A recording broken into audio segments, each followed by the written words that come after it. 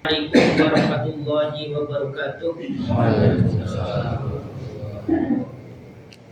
Bismillah, alhamdulillah, wassalatu wassalamu ala rasulillah Sayyidina Muhammad ibn Abdillah wa ala alihi wa sahbihi wa mawala wa la hawla wa la quwwata illa billah amma ba'da. Rabbi israh li sadri wa yassir li amri wahlul 'uqdatam min lisani yafqahu qawli. Bapak Ibu sekalian jemaah sholat subuh yang dimuliakan Allah Subhanahu wa taala. Alhamdulillah pagi hari ini kita semuanya bisa berkumpul di tempat yang mulia ini. Semoga perkumpulan kita ini selalu memberikan kebaikan bagi kita semuanya di dunia kita dan juga di akhirat kita. Amin amin ya rabbal alamin. Bapak Ibu sekalian,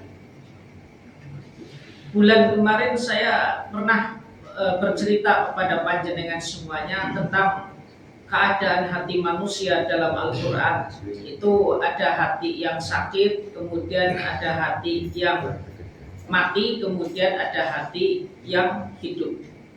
Hati yang hidup itu adalah hati manusia yang selalu mengingat akan kewajiban Allah Subhanahu wa taala, punya intibah.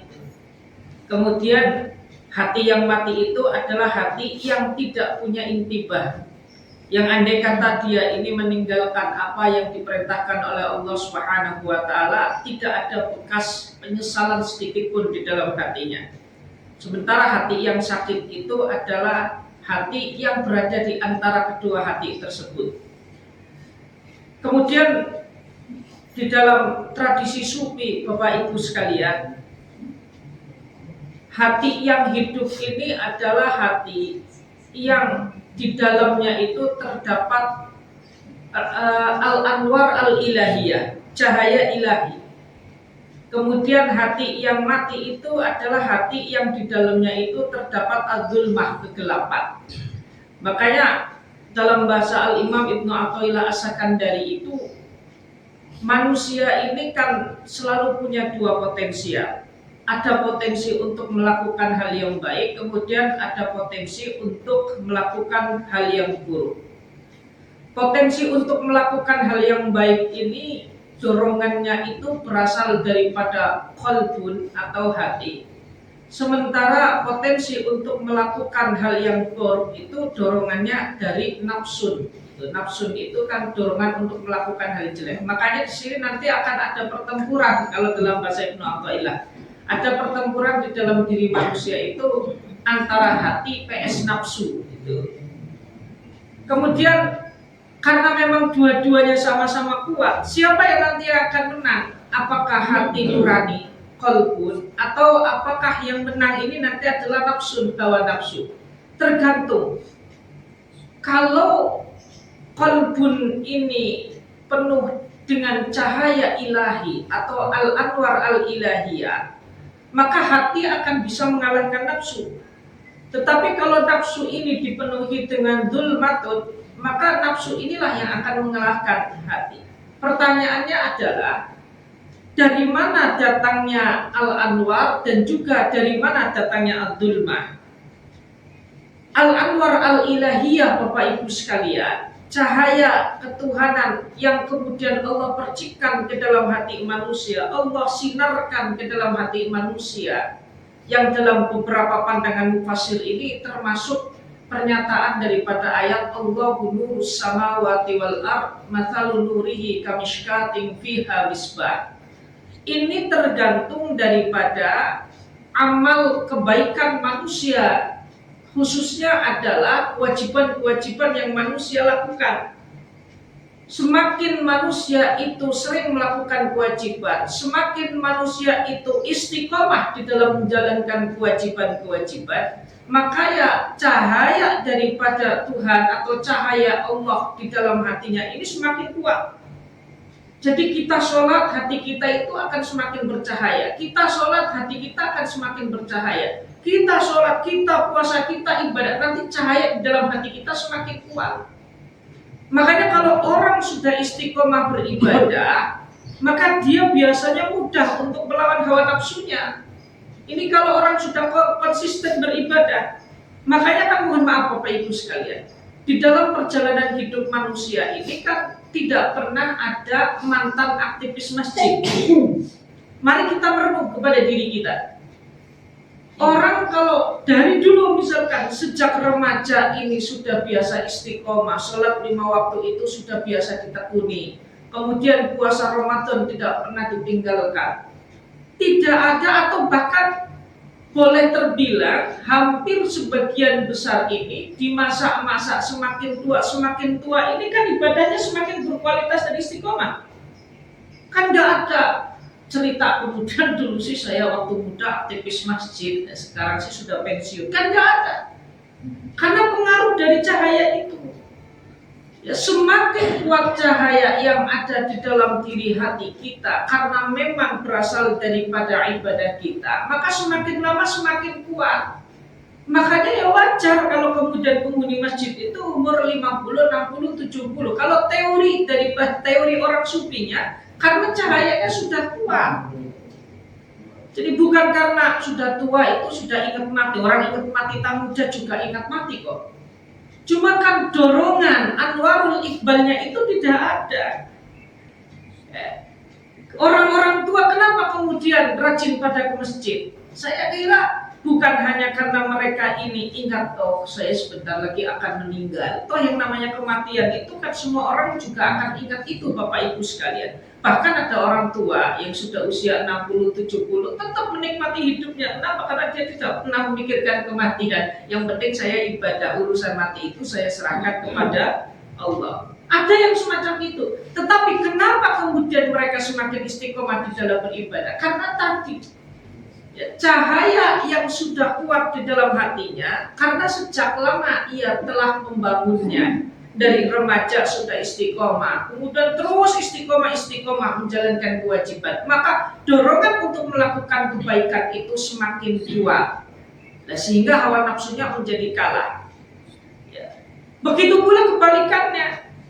Ketika manusia itu melakukan kejelekan, ketika manusia melakukan kemaksiatan, ketika manusia melakukan pelanggaran, ya, ketika datang perintah untuk melaksanakan sholat, dia masih belum istiqomah. Sholatnya kalau sadar, atau bahkan yang lebih jelek lagi, mereka tidak ada intibah, tidak ada perasaan bahwasanya ini adalah kewajiban yang harus saya lakukan.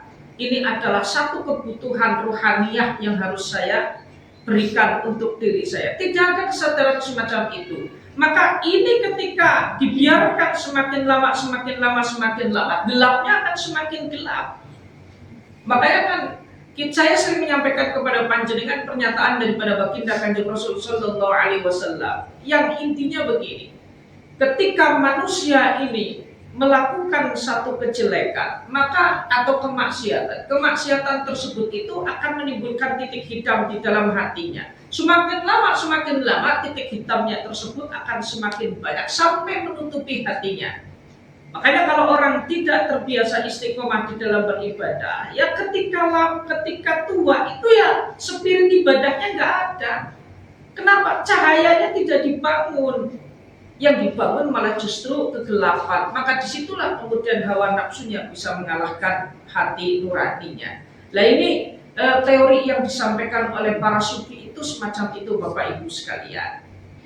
Kemudian berikutnya Bapak Ibu sekalian, ternyata kemaksiatan yang dilakukan oleh kita umat manusia ini memiliki dampak di dalam ibadah kita atau dampak di dalam kehidupan kita. Lebih khusus lagi kalau kita itu melihat ibadah kita itu berkualitas atau tidak, ibadah kita khusyuk atau tidak, kemudian rezeki kita ini lancar ataupun tidak, dan lain sebagainya. Ini ternyata ada kaitannya dengan kemaksiatan yang dilakukan oleh kita.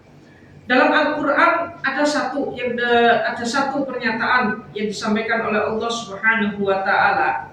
Allah pernah mengatakan demikian, walau anna ahlal qura aman, andaikan penduduk negeri semuanya itu beriman, wattaqau dan bertakwa kepada Allah, lafatahna alaihim barakatim minas sama'i wal ardh, maka akan Allah bukakan untuk mereka keberkahan langit dan juga keberkahan bumi. walakin kadzabu, tetapi mereka semuanya berdusta atau mendustakan, fa'akhadnahum bima kanu yaksibun, maka kami siksa mereka atas perbuatan yang mereka semuanya lakukan. Bapak Ibu sekalian, ayat ini secara jelas mengatakan kalau penduduk negeri yang ada di muka bumi ini mereka beriman dan bertakwa. Iman itu kan pengakuan kemantapan hati kita akan segala sesuatu.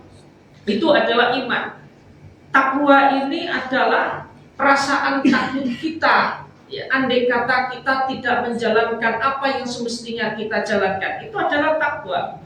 Jadi iman itu adalah keyakinan, takwa ini adalah perasaan takut yang nanti ya output daripada ketakwaan ini dan juga keimanan ini, kita komitmen untuk menjalankan kewajiban-kewajiban yang Allah bebankan kepada kita. Itu adalah takwa. Nah, kalau manusia itu beriman dan bertakwa, apa janji Allah? La fatahna alaihim barakatim minas sama'i wal ardh. Maka akan kami bukakan kepada mereka keberkahan langit dan juga keberkahan bumi.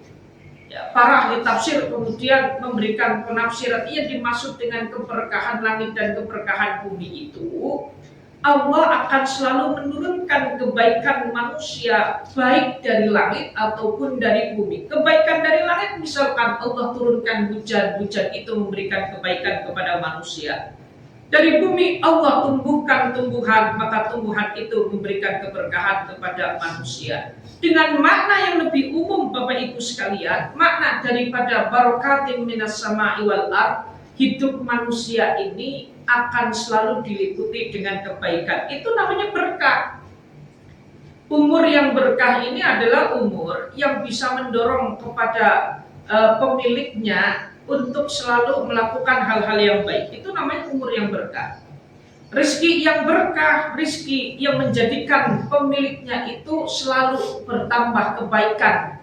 Khususnya adalah kebaikan-kebaikan yang kaitannya dengan urusan akhirat.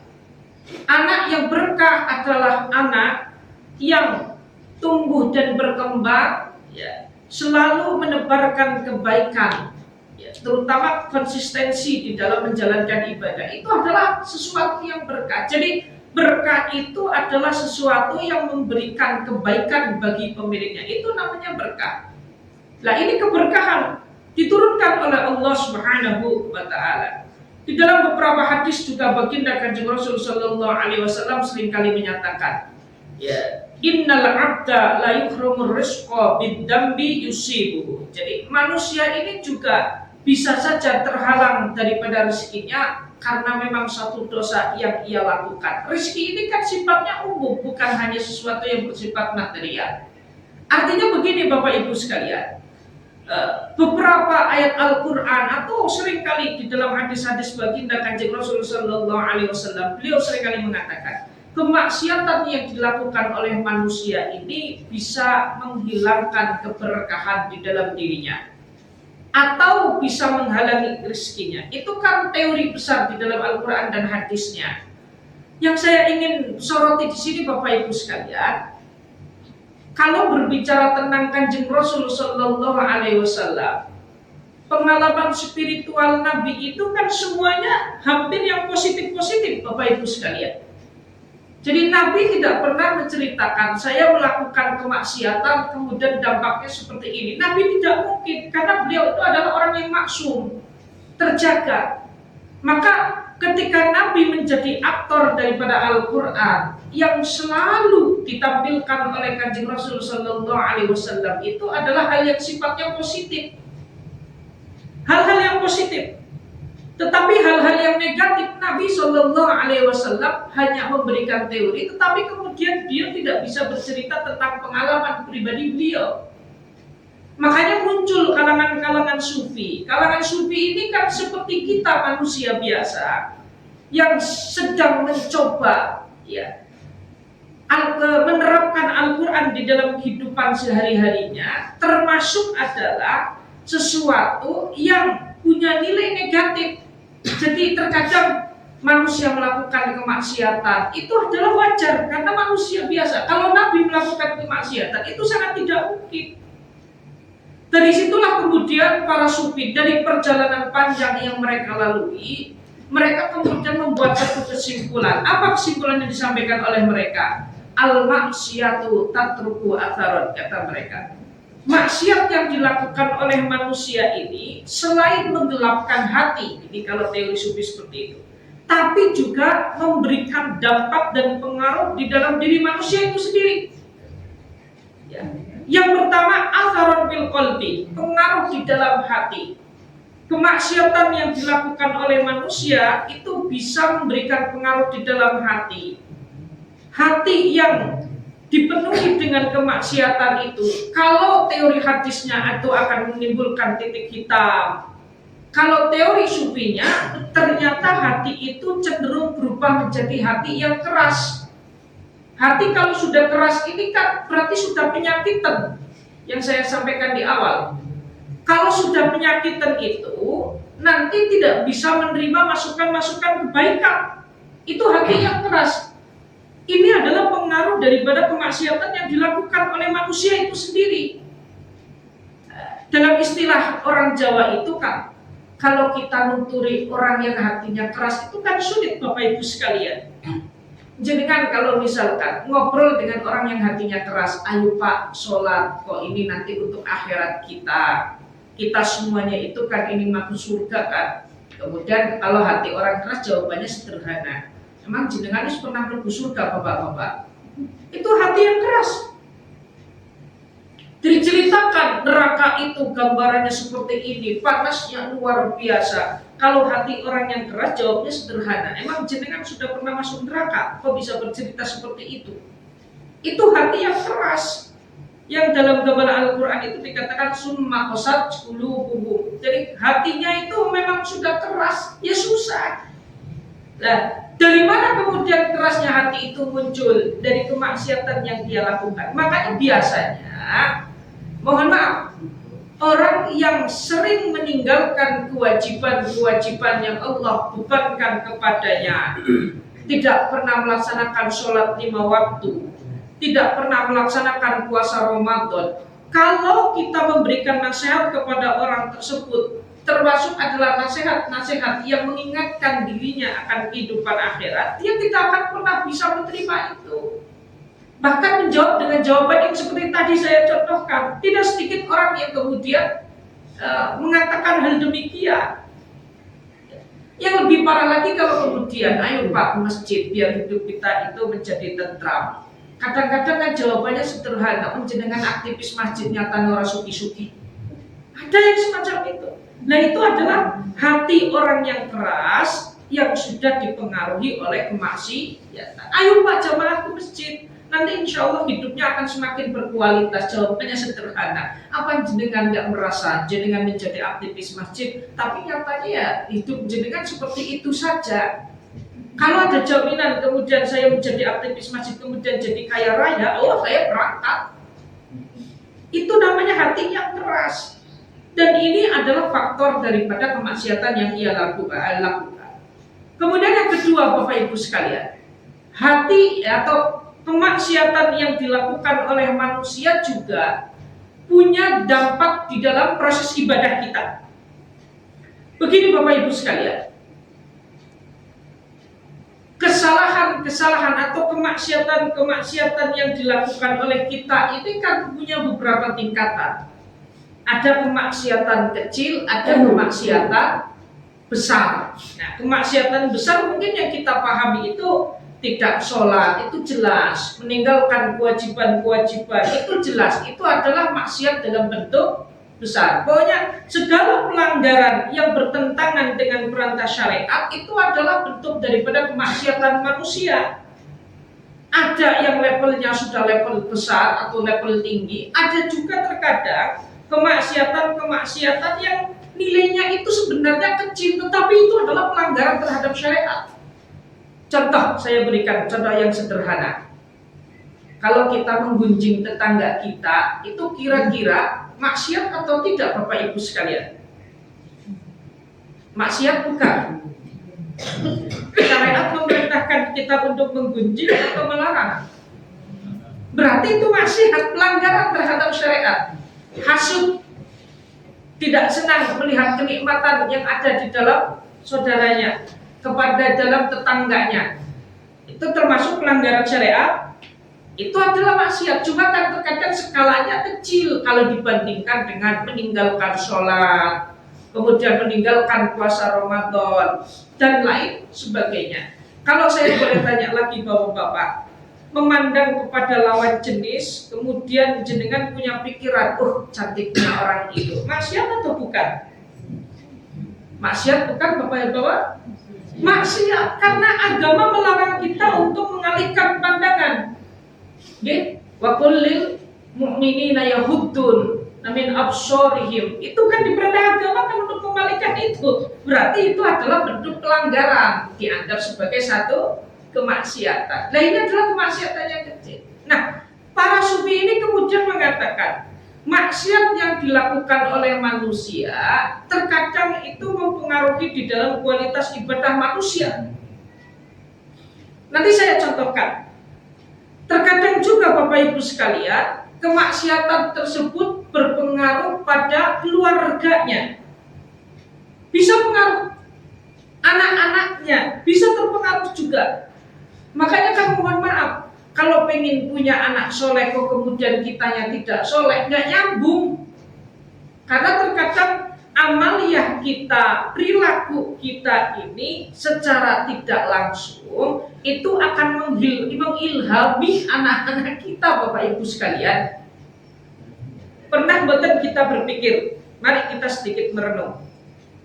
Anak kecil itu, ibu-ibu, anak kecil itu kan nggak usah kita ajari, kadang-kadang karakternya itu kok kalau dipikir-pikir persis kayak bapaknya atau persis seperti ibunya. Betul atau tidak? Betul atau tidak Bapak Ibu sekalian? Anak kecil, dari mana kemudian muncul sifat seperti itu? Tidak lain adalah cerminan daripada kedua orang tuanya. Yang anak kecil umur di bawah 2 tahun 2 tahun kan kadang-kadang karakternya sudah terlihat persis kayak bapaknya. Kenapa membuatnya seperti itu? Persis kayak ibunya. Apa kemudian dia ngaji kepada bapaknya, memperhatikan? Iya, memang anak kecil itu sering kali memperhatikan tingkah laku orang tuanya. Tetapi itulah yang dimaksud dengan secara tidak langsung memiliki pengaruh. Jadi ada emosional tersendiri. Makanya kalau kemudian emosional yang ada di dalam diri bapaknya ini adalah sesuatu yang negatif, anaknya nggak beda jauh. Makanya orang Jawa betul kalau mengatakan buah jatuh tidak jauh dari pohonnya. Itu memang betul. Itu memang semacam itu. Kalau orang tuanya istiqomah, ya umumnya anaknya juga biasanya tumbuh menjadi anak yang istiqomah. Itu biasanya, ya meskipun ada, ini kan tergantung faktor lain berarti, bukan faktor internal. Bapaknya rajin sholat, kok anaknya nggak rajin sholat, berarti ada faktor eksternal. Jadi kita berbicaranya adalah dasarnya secara umum. Kalau kemudian ibunya nggak pernah sholat, bapaknya nggak pernah istiqomah, kok anaknya istiqomah, berarti ada faktor eksternal yang mencampurinya. Nah, karena dia misalkan mendapatkan didikan di luar, kemudian didikan tersebut itu benar-benar bisa membantunya. Ini terkadang punya pengaruh di situ. Kita kembali lagi kepada titik berat daripada apa yang saya sampaikan. Kemaksiatan yang kita lakukan ini seringkali terkadang mempengaruhi di dalam proses ibadah kita. Bapak Ibu sekalian, ketika manusia itu melakukan kemaksiatan kecil, maka tidak semerta-merta kemudian keimanan itu Allah cabut dari dalam hatinya. Tidak Bapak Ibu sekalian. Tetapi Allah akan memberikan ganjaran.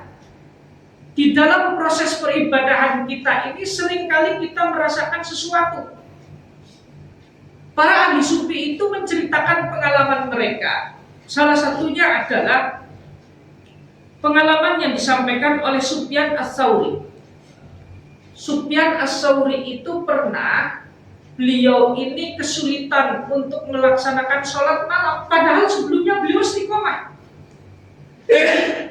Setiap malam itu selalu melaksanakan sholat malam. Entah kenapa dalam beberapa waktu dia ini terhalang untuk melakukan sholat malam.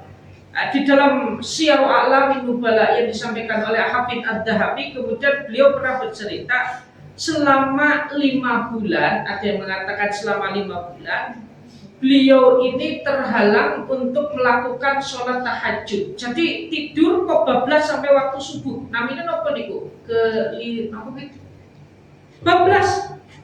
Orang Jawa nyebutnya ini bablas pokoknya. Tapi biasanya dia sholat tahajud. Dan itu bukan hanya 1 hari 2 hari Bapak Ibu sekalian. Sufyan Ats-Tsauri itu merasakan dalam waktu berbulan-bulan. Ada yang mengatakan sampai 5 bulan. Kemudian beliau merenung, gerangan apa kemudian Allah menghalanginya untuk melaksanakan sholat tahajud. Karena sekali lagi, ibadah itu bukan hanya soal kemauan kita, tetapi itu adalah campur tangan Allah Subhanahu wa Ta'ala. Ada yang namanya taufik. Jadi ibadah itu adalah taufik, Bapak Ibu sekalian. Nah, ketika merasakan hal demikian, Sufyan Ats-Tsauri ini kemudian mikir. Setelah mikir, akhirnya beliau menemukan jawabannya.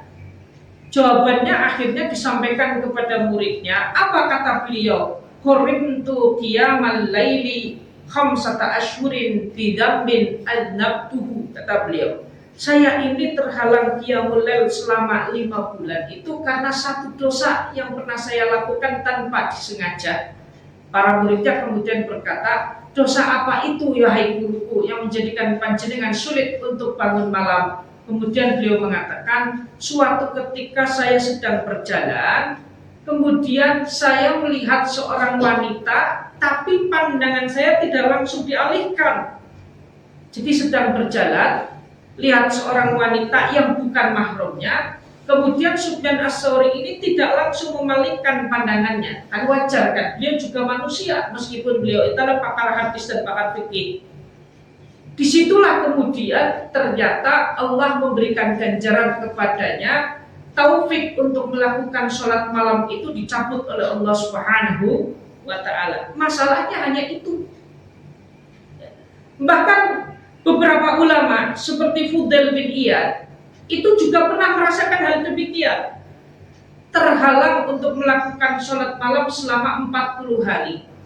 Kesalahannya sedikit, gara-gara Fudail bin Iyad itu pas sedang sholat di masjid, ada orang sedang sholat tapi sambil nangis. Diperhatikan sama Fudail bin Iyad, doanya juga sambil nangis. Muncul perasaan ribah, mengguncing di dalam hati Fudail bin Iyad. Itu sih cuma pura-pura saja, nangisnya cuma nangis pura-pura. Atau dalam bahasa kita lihat ada orang sedang berdoa nangis, kok kemudian kita nyemplung di dalam hati, kakin masalah jadi ketika sholat lagi. Gara-gara itu kan termasuk tindakan yang terlarang di dalam syariat, mengguncing sih maksudnya, atau paling tidak itu hasud. Ternyata Allah berikan ganjaran kepadanya itu tidak bisa qiyamul lail selama 40 hari. Kesalahan kecil atau kemaksiatan kecil yang dilakukan oleh manusia ternyata itu mengurangi kualitas daripada ibadahnya. Jadi ibadahnya itu ternyata dihalangi oleh Allah Subhanahu wa Ta'ala.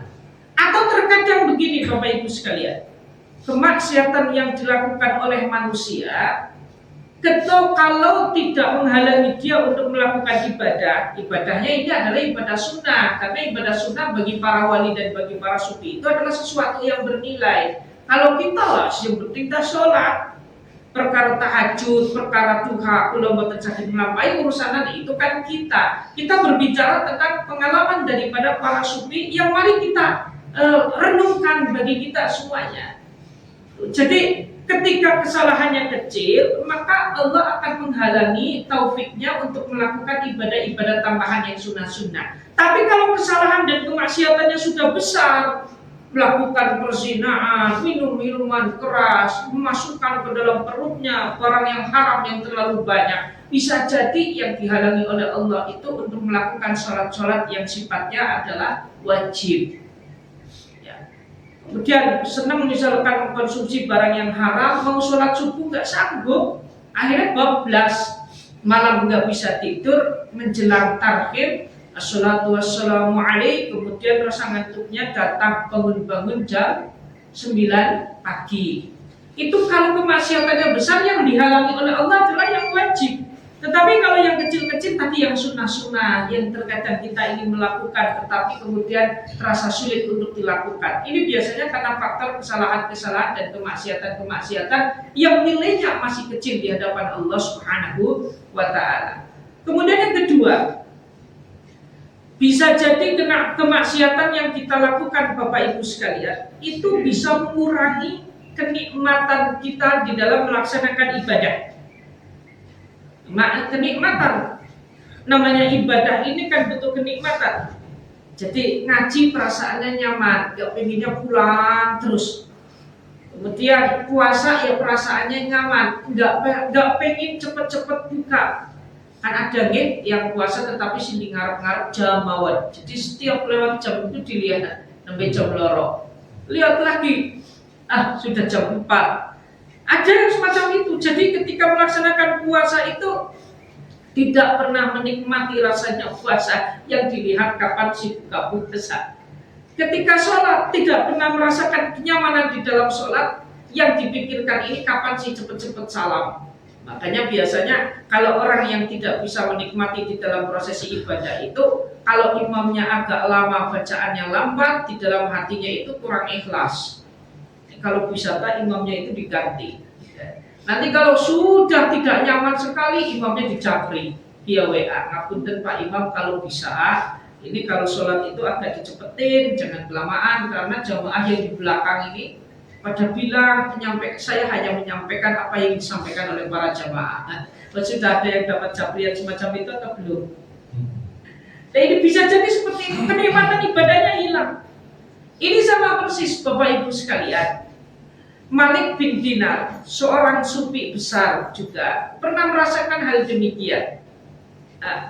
Beliau suatu ketika melaksanakan ibadah ini hilang kenyamanannya. Jadi rasa nyamannya itu jadi hilang. Ada bahkan dalam satu riwayat, Malik bin Dinar ini ketika melakukan ibadah itu terasa berat, nggak seperti biasanya. Terasa berat itu bukan berarti kemudian sampai meninggalkan ibadah, tidak. Hanya saja beliau merasakan nuansa yang beda. Dulu saya kalau mau melakukan kewajiban apapun ringan, begitu ingin langsung jalan. Kalau sekarang kok ada aras-arasan, mau puasa Senin Kemis kok agak berat, tapi tetap dilakoni. Hanya saja kemudian mulainya merasa berat. Sholat juga berat itu dalam artian tidak ada khusyuan. Baca Quran itu juga merasa berat itu dalam artian baca Quran itu yang dibalak-balik halamannya. Sudah 3 lembar, kurang 2 lembar. Kan ada orang kalau baca Quran target 1 hari 1 juz, itu bolak-balik halamannya dihitungi. Betul-betul yang seperti itu. Nah itu terasa berat. Akhirnya Malik bin Dinar bertanya kepada mursyid, kepada gurunya, "Ya Syekh, ada apa? Akhir-akhir ini ibadah saya kok seolah-olah terasa berat. Tidak ada kenyamanan sedikit pun di dalam ibadah. Jadi saya merasa ibadah ini berat sekali sama saya. Ada apa?" Ditanya oleh gurunya, "Kamu pernah melakukan kesalahan apa ya Malik?" Ketika dipikir-pikir dan direnungkan, ternyata Malik bin Dinar itu juga sampai mengatakan, "Saya tidak pernah melakukan pelanggaran, wahai guru." Coba diingat-ingat lagi. Kemudian beliau akhirnya ingat akan suatu peristiwa. Beliau itu pernah ditraktir makan sama temannya. Setelah beliau ditraktir makan sama temannya, kok ibadahnya jadi berat. Akhirnya gurunya bilang, "Coba kau telusuri makanan yang diberikan oleh temanmu itu dari mana datangnya." Ketika diteliti ternyata makanan tersebut itu adalah makanan yang dibeli oleh orang yang mengajaknya makan, tetapi dengan rezeki yang tidak halal, sehingga menjadi makanan yang syubhat di mata Malik bin Dinar. Jadi karena memasukkan barang syubhat kok ibadahnya jadi berat. Mohon maaf Bapak Ibu sekalian, apalagi yang kalau kita makan ini adalah makanan yang haram. Makanan yang haram ini kan bukan soal karena yang dimakan itu adalah sesuatu yang terlarang, tidak. Makanan yang kita dapatkan dengan cara yang tidak halal, maka itu disebut dengan makanan haram. makanan yang dibeli dengan uang yang tidak halal, maka ini juga termasuk adalah uang makanan yang haram. Ternyata itu mempengaruhi kualitas ibadah kita. Kenyamanan di dalam beribadah kita ini dihilangkan. Ini berasal dari makanan yang syubhat. Malik bin Dinar itu merasakan berat di dalam proses ibadahnya.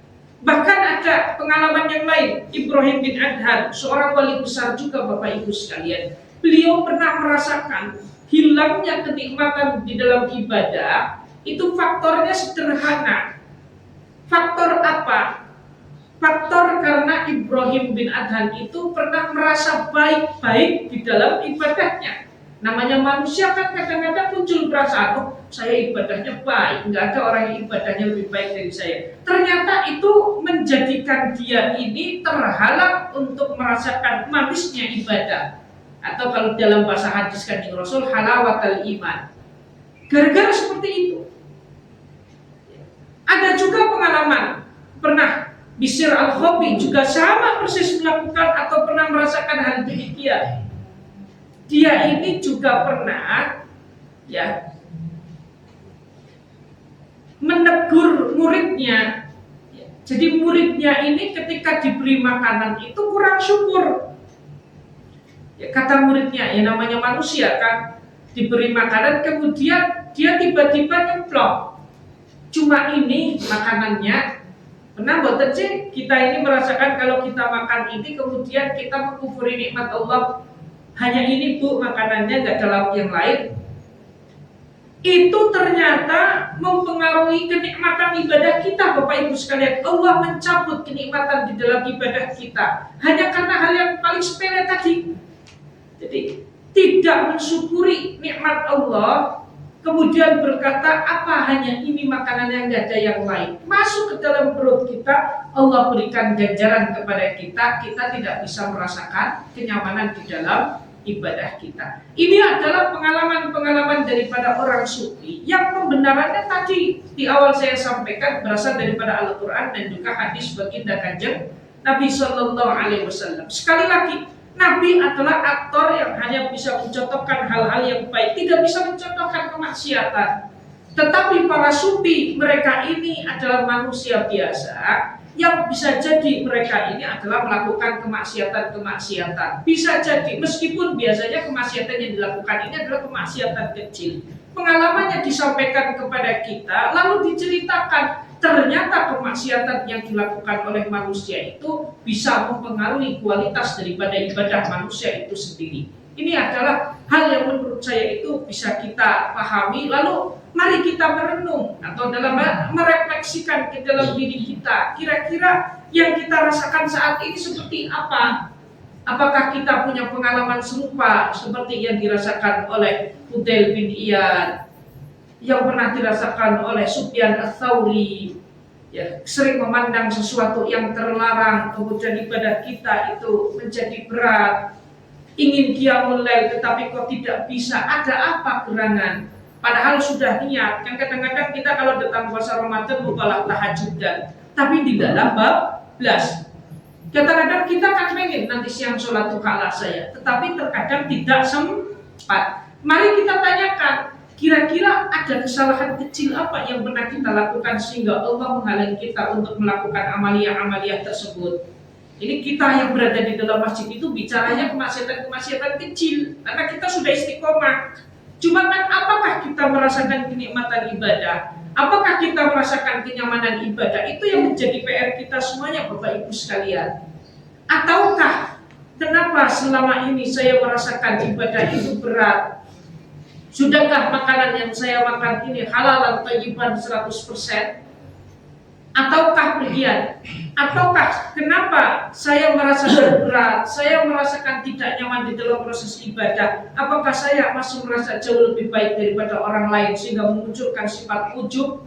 Yang ini adalah pengalaman daripada Bishr al-Khabi, kemudian menjadikan ibadahnya menjadi berat. Ini yang perlu kita renungkan di dalam kehidupan kita sehari-hari. Saya kira saya menyampaikan ini itu memang saya sedang berpikir ternyata ini penting untuk kita semuanya renungkan Bapak Ibu sekalian. Sekali lagi saya itu selalu mengambil tema-tema yang kaitannya tentang masalah tasawuf karena ini juga akan bermanfaat bagi kita semuanya. Allahumma amin. Saya kira itu yang bisa saya sampaikan Bapak Ibu sekalian, sebagian daripada pengalaman spiritual. Kalau sudah berbicara tentang pengalaman spiritual itu namanya juga pengalaman. Jadi jangan kemudian jenengan mana Quran dan hadisnya secara spesifik, tidak ada, karena ini adalah pengalaman spiritual dan itu adalah bagian daripada sumber ilmu keislaman yang bersifat ilmiah Bapak Ibu sekalian. Yang bersifat ilmiah juga itu adalah sumber daripada keilmuan keislaman yang bersifat ilmiah karena dia sumbernya adalah dari intuisi. Intuisi itu adalah pengalaman spiritual yang pernah dilakukan oleh manusia, bukan hanya dari sebuah penelitian, bukan hanya dari sebuah eksperimen, tetapi itu berangkat daripada experience atau daripada sebuah pengalaman. Saya kira itu mari kita refleksikan dalam kehidupan kita sehari-hari. Kira-kira di posisi mana kita itu merasakan ibadah, dan juga mari kita renungkan kira-kira ada kesalahan kecil apa yang menjadikan kita semuanya terkadang terhalang untuk melakukan amaliyah-amaliyah yang sebenarnya ingin kita lakukan, tetapi Allah kemudian tidak memberikan nur, tidak memberikan pertolongan kepada kita semuanya. Saya kira itu semoga ada manfaatnya. Sallallahu alaihi Muhammadin nabiyil ummi wa ala alihi wasallam. Alhamdulillahirabbil alamin. Sebelum saya tutup, monggo Bapak Ibu sekalian barangkali ada yang ingin ditanyakan. Monggo. Terima kasih. Ya, sedang viral ya, ada pejabat publik ya yang suka membagi-bagi uang itu di depan kami. Tapi sebenarnya juga ada perbuatan baik juga yang lainnya sih. Itu apakah itu termasuk ria atau bagaimana? Sisi segala itu kan di Al-Quran ada sedekahlah kamu dengan tertutup atau terbuka. Intutu sedekah dibani imahi wa untukuha wa tutu al-fuqara apa wa khairul lakum. Itu bagaimana? Bapak Ibu sekalian, kalau kita berbicara tentang apakah di situ ada unsur ria atau ada ria, itu kan pamer nih. Jadi pamer biar lihat orang. Kalau sum'ah itu pengen diomong orang. Jadi ada ria, ada sum'ah. Kalau ria itu dari kata ro'a. Ro'a itu maksudnya pengen dilihat orang. Kalau sum'ah dari kata sami'ah, pengen didengarkan oleh orang. Maksudnya kita melakukan kebaikan, paling tidak orang lain itu tahulah kebaikan kita, tetapi lewat omongan, bukan lewat penglihatan. Bapak Ibu sekalian, terkait ria dan sum'ah itu kan kembali kepada hati kita masing-masing. Tapi secara umum, kalau kita bersedekah kok kemudian didokumentasikan semacam itu sudah hampir 75%. Sebenarnya saya nggak bisa berbicara tentang persentase karena ini harus valid tolak ukurnya. Tapi paling tidak kita membandingkan demikian. Kalau orang melakukan hal yang demikian kemudian dipublikasikan, itu akan lebih dekat kepada indikator ria dan sum'ah. Dan Allah tidak perlu itu. Kita berbuat baik kepada manusia itu kan tidak perlu ada dokumentasi dan pembuktian sebenarnya. Kecuali kalau untuk hal-hal yang sifatnya itu nanti harus. Misalkan masjid itu agendanya apa? Pernah melakukan santunannya harus dipotong. Makanya begini Bapak Ibu sekalian. Kita ini kan kalau kadang-kadang malam pada bulan Syuro atau Muharram sering melakukan santunan untuk fakir dan miskin. Makanya saya selalu menyampaikan kepada jamaah saya yang ada di Masjid Al-Muhajirin, kalau mau santunan diwakilkan saja. Ini ada 10 anak yatim dengan nama yang sudah disetorkan oleh panitia. Jadi nggak perlu mereka disuruh maju kemudian dipoto. Kasihan, secara psikologi mereka juga bisa jadi malu. Makanya nggak perlu kemudian kita itu yang dokumentasi bannernya saja itu dipoto. Barangkali masjidnya mau ikut akreditasi masjid di bawah Kemenak, gitu kan. Jadi bannernya saja. Tidak perlu kemudian orangnya disuruh untuk maju, kemudian kita memberikan dipoto. Itu menurut saya kurang baik karena manusia normal kan. Kalau kemudian dia saya masih dianggap yatim, kemudian dipoto di depan, mentalnya juga terkadang kalah. Wah saya malu lah. Manusia seperti itu.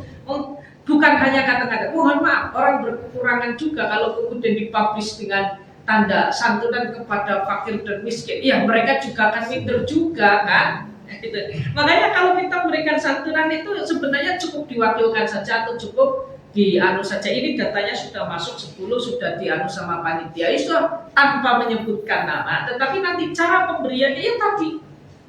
Makanya yang intudus sodako dipanimahi. Kalau jenengan mau menyampaikan sodako dalam bentuk diperlihatkan, ya nggak apa-apa. Wa intukhfuha wa tu'tuhal fuqara apa wa khairul lakum. Kalau disembunyikan maka itu akan jauh lebih baik. Karena biasanya ibadah yang secara sembunyi-sembunyi itu akan jauh lebih mendekatkan kepada keikhlasan daripada ibadah yang diperlihatkan. Meskipun saya kan diperlihatkan dan diperlihatkan sama, tapi mohon maaf, meskipun dalam hati kita sama, kita didokumentasikan juga perasaannya sama, enggak didokumentasikan juga perasaannya sama.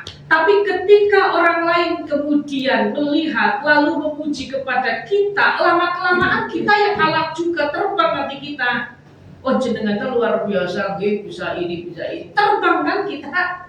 Padahal hati kita sudah biasa saja, alhamdulillah, nggak ada pengaruhnya. Orang lain melihat lalu memuji kita, hati kita terangkat. Orang lain mendengar lalu kemudian menyebut kita sebagai orang yang dermawan, hati kita terangkat. Lama-kelamaan kalau kita diangkat-angkat semacam itu kan melambung, Bapak Ibu sekalian.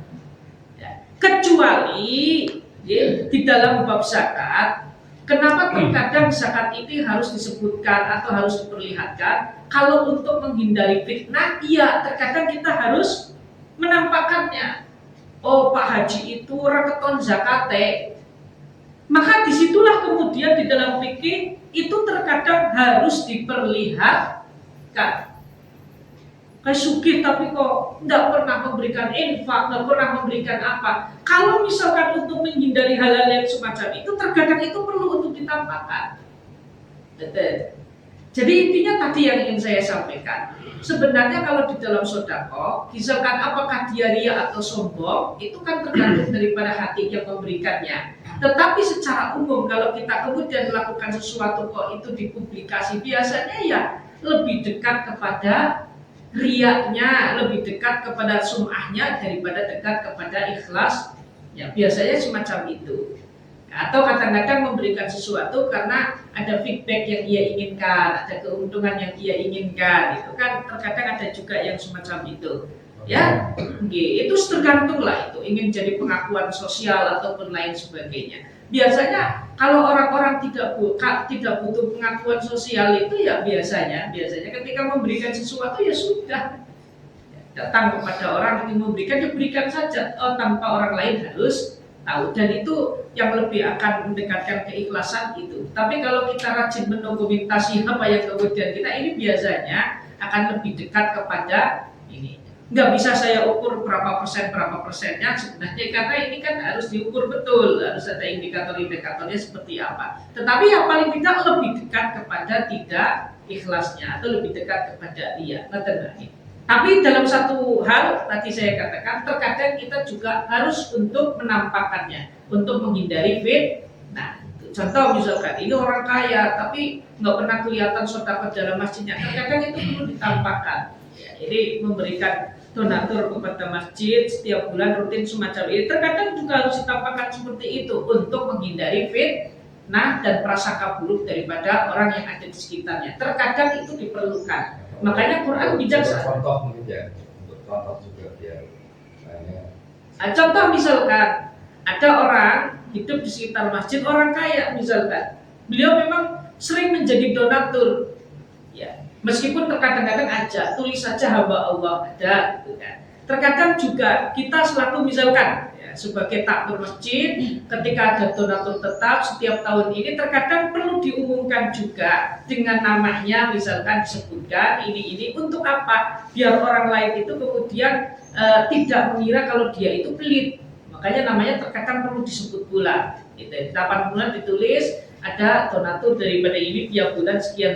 Untuk apa? Untuk menghindari tadi fitnah. Kadang-kadang orang ini kan pinter banget, itu uangnya banyak tapi kok nggak pernah jadi donatur. Kadang-kadang seperti itu. Itu terkadang perlu ditampakkan pula.